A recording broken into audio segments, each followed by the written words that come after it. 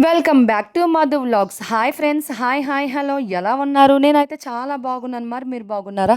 ఈరోజు నేను మీ ముందుకి ఒక మంచి రెసిపీతో వచ్చానండి. Iron rich, protein, calcium, vitamins ఇవన్నీ ఉన్న ఏకైక వెజిటేబుల్ ఏమైనా ఉందేనంటే అది పాలకూర అని నేను కాలర్ ఎగరేసి మరీ చెప్పగలను. అది ఎందుకని అనుకుంటున్నారా? పాలకూరలోని మంచి విటమిన్స్, రిచ్ ఐరన్ ఇవన్నీ ఉంటాయండి. మనం అనుకుంటాం పాలకూర అనగానే ఏం తింటాం ఈ స్మెల్‌కి అసలు వండాలనిపించదు. కానీ నేను చెప్పే పద్ధతిలో పాలకూర ఉల్లి కారంతో ఇలా ట్రై చేసి చూడండి. మీ పళ్ళెంలో ఒక్క మెతుకుంటే నన్ను అడగండి. పిల్లలు కూడా చాలా అంటే చాలా ఇష్టంగా తింటారు.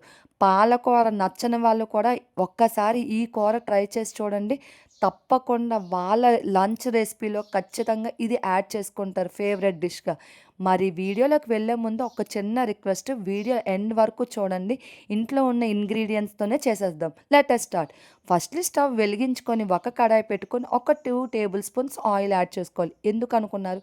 మనకు కావాల్సిన ఉల్లి కారాన్ని తయారు చేసుకోవడానికి మనం ఇప్పుడు ఈ ఆయిల్‌తో మనం చేస్తామనమాట.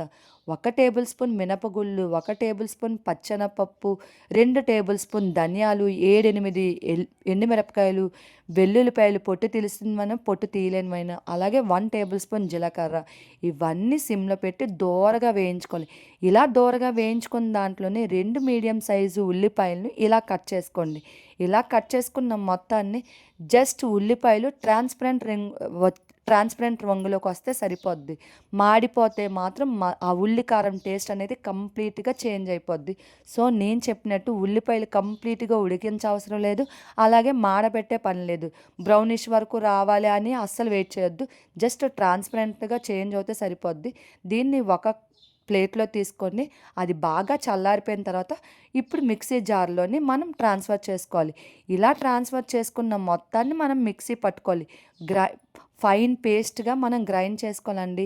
ఎక్కడ కచ్చా పచ్చాగా ఉన్నా మనకి పాలకూర తినేటప్పుడు ఈ టేస్ట్ అనేది మనకి అస్సలు కనిపించకూడదు. సో, మనం చాలా ఫైన్ పేస్ట్‌గా గ్రైండ్ చేసుకోవాలి. దీంట్లోనే మీ రుచికి తగ్గంత సాల్ట్ యాడ్ చేసుకోండి. తర్వాత అది పక్కన పెట్టుకోండి. ఇప్పుడు అదే కళాయి మనం స్టవ్ వెలిగించుకొని ఆ కడాయి పెట్టుకొని 2 టేబుల్ స్పూన్స్ ఆయిల్ యాడ్ చేసుకొని, మీ దగ్గర పోపు దినుసులు ఉంటే అన్నీ యాడ్ చేసుకోండి. మాకైతే పిల్లలు తినరని చెప్పేసి నేను జీలకర్ర, ఎండుమిరపకాయలు, కరివేపాకుతోనే నేను కానిచ్చాను. అలాగే 2 కట్టలు పాలకూర తీసుకొని నీట్‌గా చాలా చిన్నగా కట్ చేసుకొని, బాగా వాటర్‌లో వాష్ చేసిన తర్వాత, వాటర్ కంప్లీట్‌గా డ్రైన్ అయిపోయిన తర్వాతనే యాడ్ చేయండి. ఎందుకు యాడ్ చేయాలంటే, మనం డ్రైన్ చేయకుండా వాటర్‌ని యాడ్ చేస్తే ఎక్కువగా వాటరీగా ఉంటది. సో, ఉల్లి కారం చేసినట్టు ఎక్కడ అనిపించదు. మనమేదో పాలకూర పచ్చడి చేసుకున్నట్టు అనిపిస్తది. సో, వాటర్‌ని కంప్లీట్‌గా డ్రైన్ చేసుకోండి. ఇలా డ్రైన్ చేసుకోమని ఎందుకు అన్నానంటే, ఆటోమేటిక్‌గా పాలకూరలోని వాటర్ అనేది ఆటోమేటిక్‌గా జనరేట్ అయిపోద్ది. చూసారా వాటర్ అనేది ఎలా వచ్చిందో? ఈ వాటర్‌ని కంప్లీట్‌గా మనం ఉడికించిన తర్వాత చూసారా ఈ స్టేజ్‌లోని మనం ముందుగా పెట్టుకున్నాం కదా పేస్ట్‌ని యాడ్ చేసుకోండి. కంప్లీట్‌గా మొత్తం పేస్ట్ యాడ్ చేసుకున్నా పర్లేదు. అలాగని 1 టేబుల్ స్పూన్ యాడ్ చేసుకున్నా పర్లేదు. సో, నేను మొత్తం కంప్లీట్‌గా యాడ్ చేశానండి. ఇలా యాడ్ చేసిన మొత్తాన్ని ఒకసారి కలుపుకొని మూత పెట్టి మగ్గించుకోండి. ఎందుకనుకున్నారు? ఈ ఉల్లిపాయ కారం అనేది మన పాలకూరలోకి కంప్లీట్‌గా కలిసిపోయి చూసారా? ఆయిల్ అనేది ఎలా సెపరేట్ అయిందో, ఇలా అయిపోయిన స్టేజ్‌లోని కొత్తిమీరతో గార్నిష్ చేసుకోండి. కొత్తిమీర అనేది మస్ట్ అండ్ షుడ్‌గా యాడ్ చేయండి. ఎందుకనుకున్నారు? పాలకూరతో కొత్తిమీర అనేది చాలా అంటే చాలా బావుంటది. తినేటప్పుడు మధ్యలో కొత్తిమీర తగులుతూ ఉంటే చాలా బావుంటదండి. నేను ట్రై చేశాను కాబట్టిగా నేను 100% గ్యారంటీ ఇస్తున్నాను. ఈ రెసిపీ మాత్రం మీకు లంచ్‌లోని ఫేవరెట్ డిష్‌గా అయిపోద్దంటే నమ్మండి. చూసారా ఈ స్టేజ్‌లోని మనం స్టవ్ ఆఫ్ చేసుకోండి. స్టవ్ ఆఫ్ చేసుకున్న తర్వాత ఒక పళ్ళెంలోకి వేడి వేడి అన్నం వేసుకొని, ఇప్పుడే వండుకున్న ఆ పాలకూర, ఉల్లికారం యాడ్ చేసుకొని 2 టేబుల్ స్పూన్స్ నెయ్యి తగిలించండి.